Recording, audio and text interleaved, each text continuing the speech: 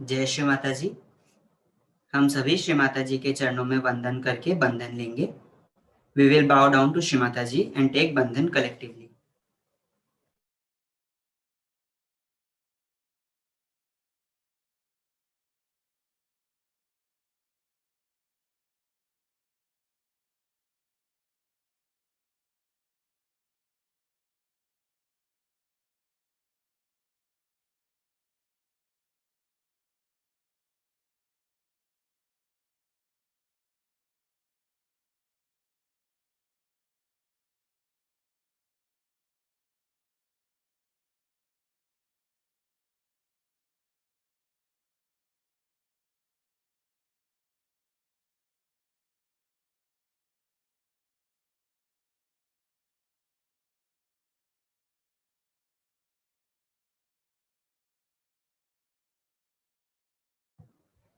तीन महामंत्र और उसके पश्चात श्री गणेश मंत्र।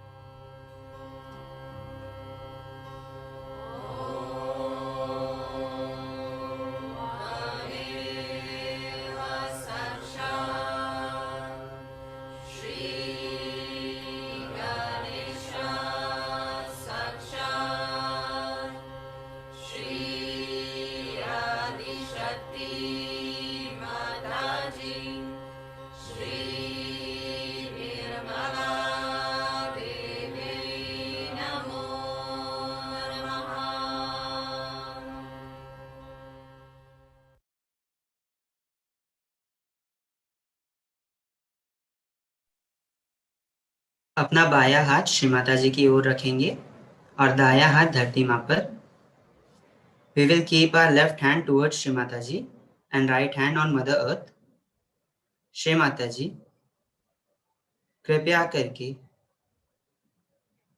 आप हमारी बाई नाड़ी को शुद्ध कर दीजिए। श्री माता जी, Kindly cleanse my left channel.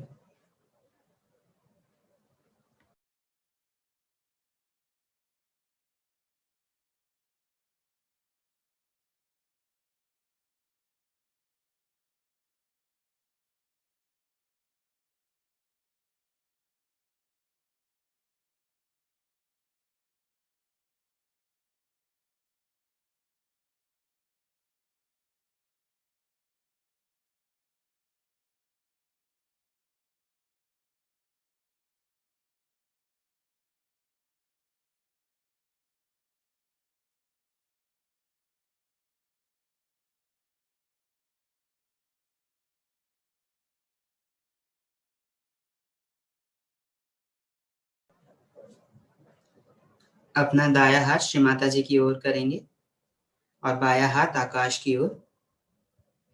Our right hand towards Shri Mataji and left hand towards ether. Shri Mata जी, कृपया आप हमारी दाई नाड़ी को शुद्ध कर दीजिए. श्री माता जी, kindly cleanse my right channel.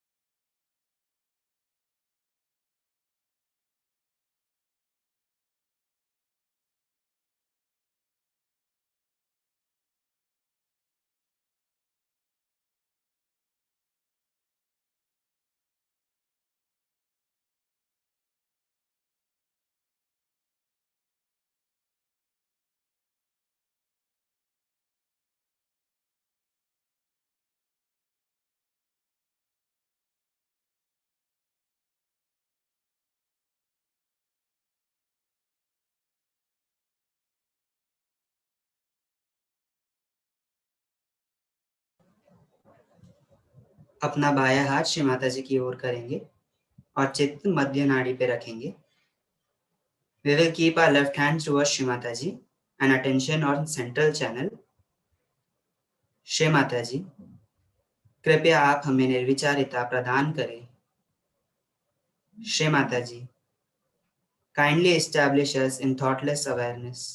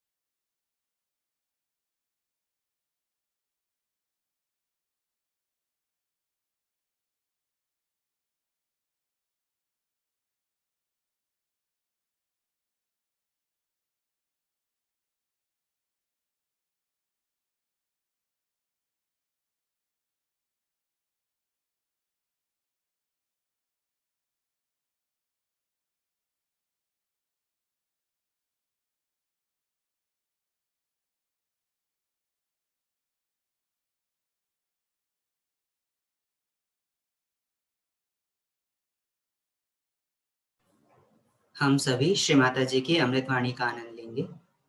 We will listen to Shri Mataji's speech in this peaceful state.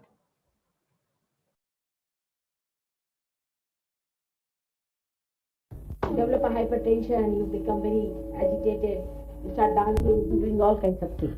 See, these things can happen.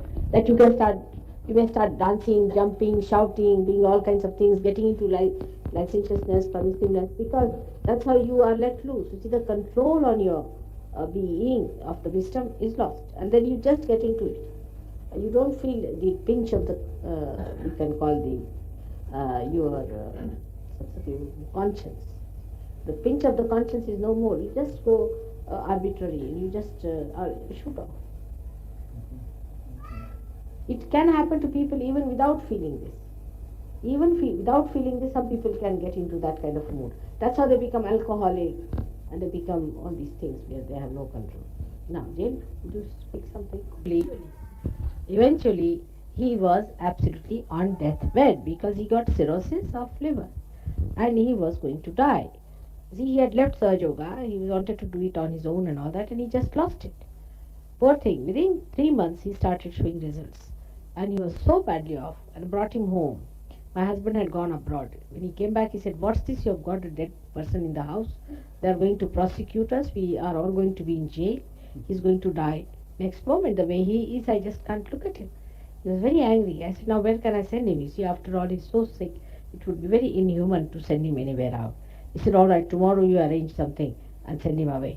But next day, you see, when my husband got up from his bed, he saw this gentleman walking about. He was so surprised and aghast. He came in, he said, "The fellow is out of his bed. I can't just believe my eyes." And then within 7 days, he was completely cured. But then Gus told me that, "Mother, some of us are so egoistical that we have to go to that limit to know you and to come to you. It's not possible for some people to give up their ego and to behave in this manner. So you better allow them to go to that position and then come back." I said, "For a mother it's difficult. She will try to tell them again and again that no, you try to get all right." So that's what he told me. But this is very true. You see, what I found with the Western people is they're really egoistical in the sense that they don't mind uh, killing themselves. You see, the ego is so self-destroying that they know they're destroying themselves, but just to satisfy their ego, they'll go on, you see, destroying themselves. And they reach such a funny point that you just can't understand how they've been so foolish about it. Then he started respecting himself, and then he went to his mother. He said, "I feel tremendous love for my mother, whom he had left for years. He never bothered about her." Then he went down. Now he's in Australia looking after his mother, and he'll be coming back to London. I'm sure he's much better off. He writes very sweet letters. So this is what is the thing of Mr. Gus, who was the leader of all the hippies of London and who was a very clever boy, and he was a physics professor. And so you can imagine what can happen to an egoistical person, how he can lose his complete wisdom. So, in Bharati Vidya Bhavan, there were about 300 people, out of which were at least 275 people were Indians.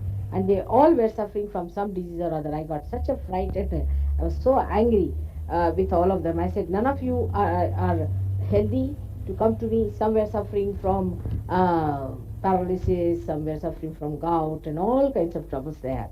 And in that lot, I found Cooley sitting in front of me, and he was absolutely cool, very, very cool. So much that he was like a frozen, you can say a frozen, what is a dough, you see, a frozen dough. And I felt him, I said, "No, this is too much." But because of his heart catching, you see, when your heart is caught up, you can feel that kind of coolness because it depresses your heart more and you get that coolness. So I called him Cooley. And Cooley is one doctor whom you might have heard about him, who is in Houston, where they are operating small children. I had taken my grandchild there. So I met him. He looked very much like our Cooley, but he is a very tall fellow, a very kindly person. And when I saw him, you see, I combined these two things together because he was so cool, and also his face so much like Dr. Cooley that I call him Cooley. And that's how. And then whenever he talked to me, he said, "You remember, Mother, I'm Cooley speaking." So his name became Cooley forever. Now come along. His name is Anthony. What's the surname? Panati. Panati. He is from Cyprus, you see, very near Greece, from where Alexander the Great came to us, and now comes Cooley the Great.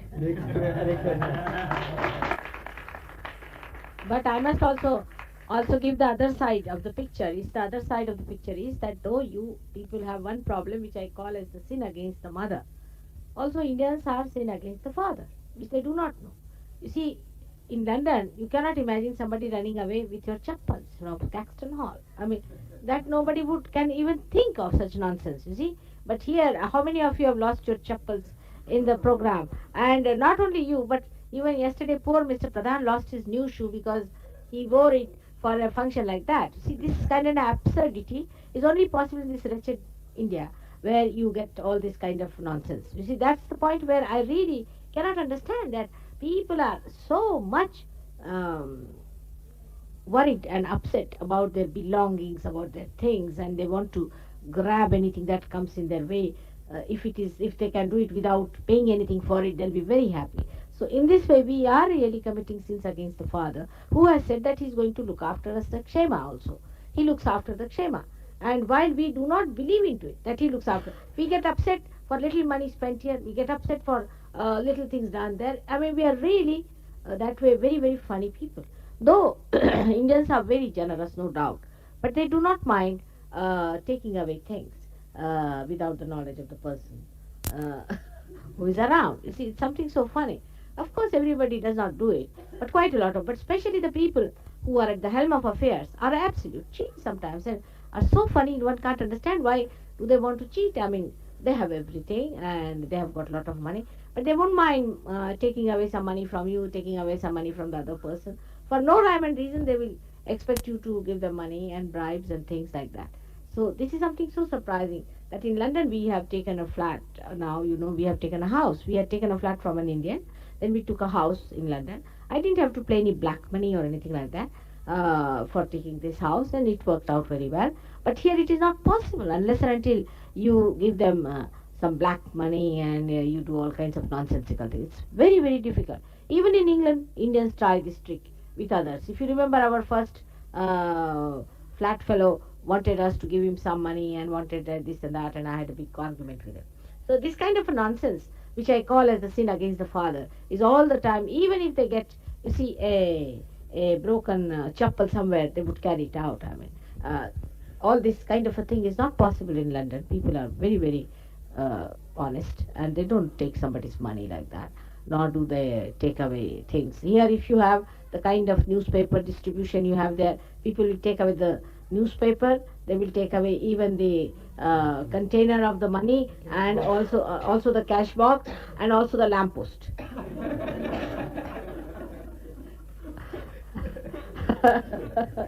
You see, and they can use it for any purpose. Even, you see, I have seen people putting their bottles out, and our everything, the way we have in London, the postal system. You see, they send anything to you from say thousands of rupees to any amount. Nobody takes it. It is kept outside your house. It is lying there. Nobody takes it. I mean, especially in Oxted, a place of um, so forlorn, and I should say absolutely a desolate place. And there also I've seen, if something arrived by parcel, it would be lying there for 2 days, 3 days. If you were out, nobody would touch it.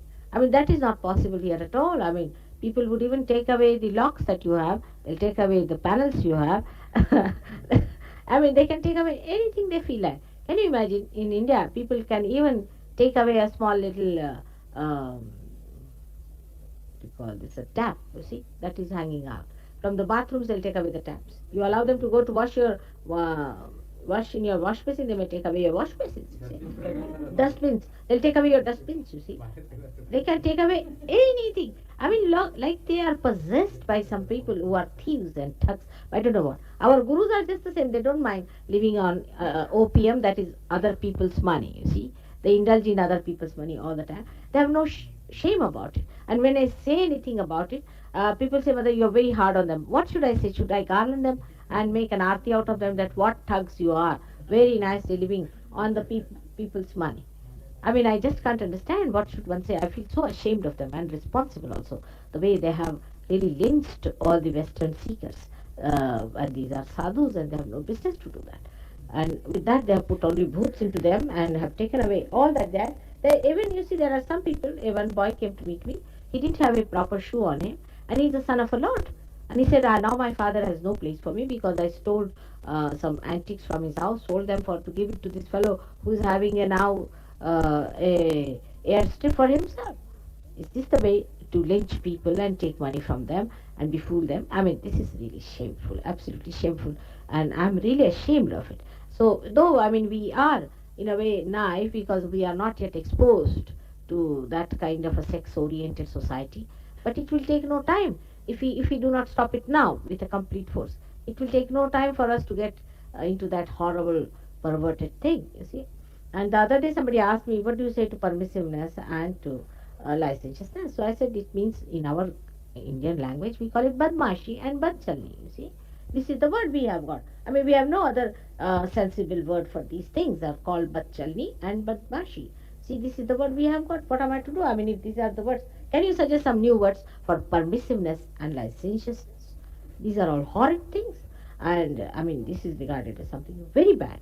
So this one can be twisted also, and people can say that Mataji calls all the Westerners as badmash, you see. But this is, if you are licentious, in according to Indian languages, any language, in Marathi language, we call it gundgiri, you see. So this is the word we use. Now, we haven't got any word for a man like that to call him. You see, we do not enshrine people who are licentious here. Never. We never enshrine people who are permissive. But here, I don't know how you accept it that it's a permissive society. So what? If it is a satanic society, so what? But satanic means you are satans.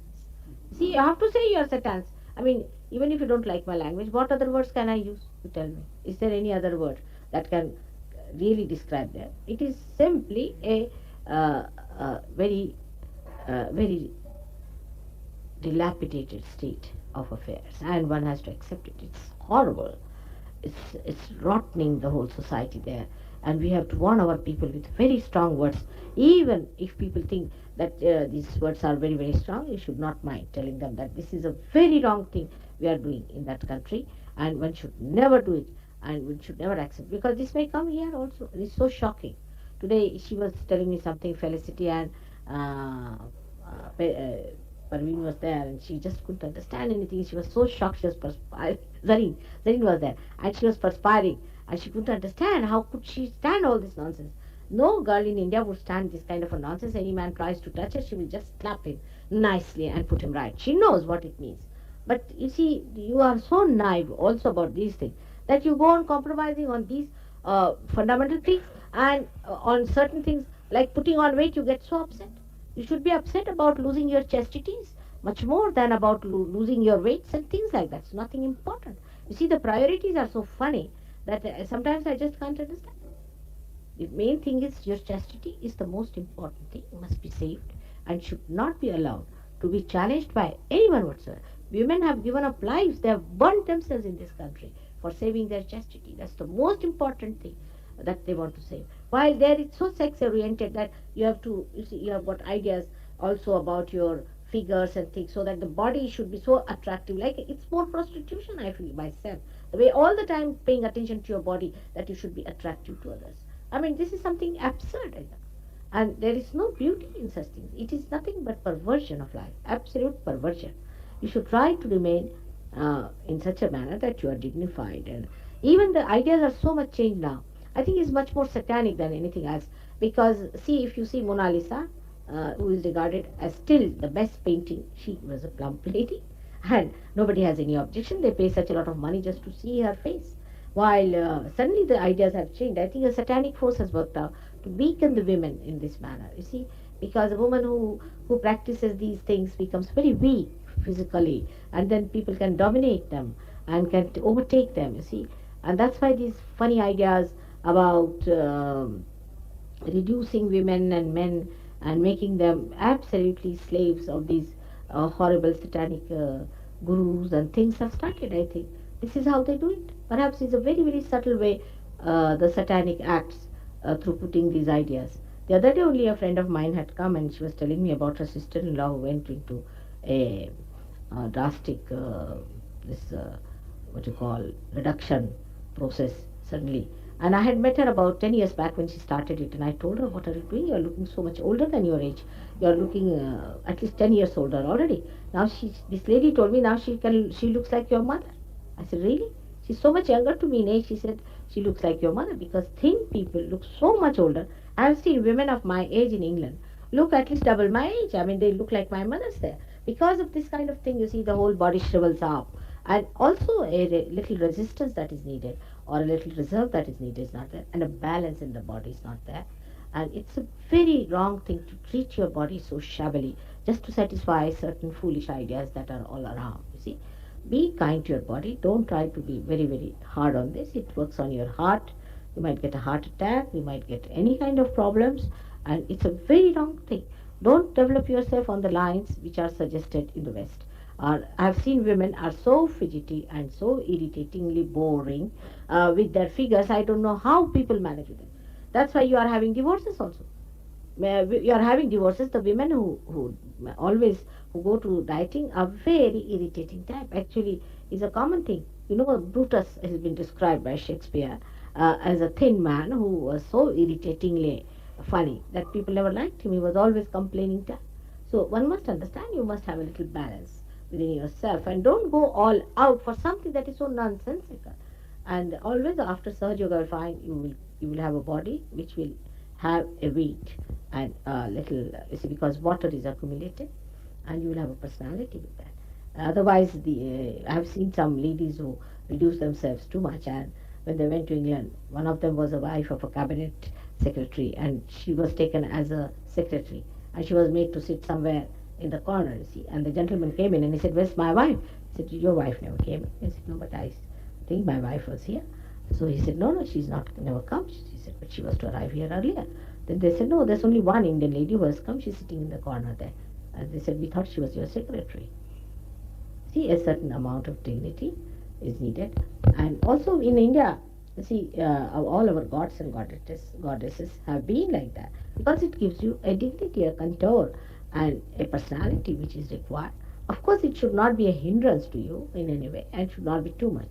But the amount of fighting and quarreling is going on among thin people is so saddening that one wants to run away. On the contrary, a person who laughs and who is relaxed, you see, is always puts on weight. What's the use of making a mess out of yourself that nobody can even stand? You will become like a thorn. So I would warn you that don't go in for these drastic things of reductions and all that. That's not sahaja. Of course, you should not put on weight much. That is different. But don't go in for drastic things. That is asahaja. And don't become like bamboos, because these bamboos have no impression on people, and people must see you flowering like beautiful lotuses, and they should be blooming with health, because the goddess is described as pushti, is well nourished. A person should look well nourished. If you stand up uh, in the, say, in London when you walk, sometimes I feel that half of these women who have no weight might be lifted away by the breeze that is coming and maybe planted into something horrible. It must be happening to some women, and they are very irritated type, extremely irritable temperaments they have, and they are all the time complaining, complaining, complaining. We have some neighbors, and I happened to go to one of their meetings, and I got so bored with them. I came away, and they didn't know how to talk to each other, so they asked for drinks. I started drinking because there was no other way out. You see, from this kind of a irritated nature, the way they were complaining to each other, they got so tired of each other that they said, "Let's have some drinks." That's the only way they can exist there. So try to be very, very humorous and jolly and happy people. Enjoy yourself. That's the thing God has given you, and not try to become like bombil machis. See, that is one thing I must tell you. It's very important, because that is something will be very wrong and will be asahaja. Of course, you should not be extremely fat that you can't move out. You need not be. You will never be with Sahaja Yoga, because if you get more fat, it will be dissolved and things will be distant. Now, what is the criteria? What are we to know? What sort of a weight is needed? There's no criteria. We have to have different weights, we have to have different heights, we have to have different clothes, we have to be very, very different, and variety brings the beauty. If you have all of them put together in the same way, the same forms, with the same dresses going around, you get so bored looking at them, as if machine has created all these people, human beings. There's no sweetness about it. So don't try to play havoc with the nature. Never try that. Try to be attuned to the nature, attuned to it, because all such things create problems, and the first problem that is created is the liver. So be careful and don't go into such haphazard treatments. I would again request you, all of you, never to go in for any such drastic things, neither in medicines nor in exercising yourself. Because with exercises, what happens to your heart? We have seen it now, and it's very difficult to rectify it. So be careful about it, and automatically you come down, you are normalized, and God knows how much weight you should have and all that. Now, those people who eat more may not put on weight. Those who eat less may put on weight. It's possible. It happens. So it depends on your temperament, whatever is the requirements. And of course, you must keep a watch. But still, I would say that one should not try to do something of that kind. On the contrary, if somebody eats too much, that means something is wrong. If he eats too little, also there's something wrong. So you should eat about uh, what you call a normal type of food, and lead a normal life. Or one type of food also, one should not eat too much of one type of food. We should eat all kinds of food and try to understand your own nature, what sort of a nature you have. And tomorrow I'm going to give you a little bit of Ayurveda, by which you will know what is your nature and what sort of food you have to have and how you have to be a normal person. May God bless you now. So let's have food.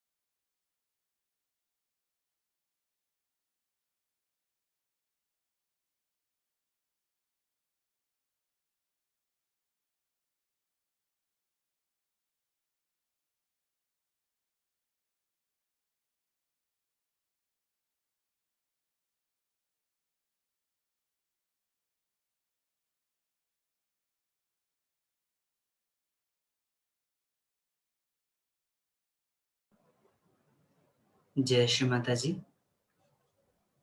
Shri Mata जी, आपने हमें अपना प्रेम प्रदान किया, आपको धन्यवाद माँ। हमारा रोम रोम आपका कृतज्ञ है श्री माता जी, हमारा रोम रोम आपका कृतज्ञ है।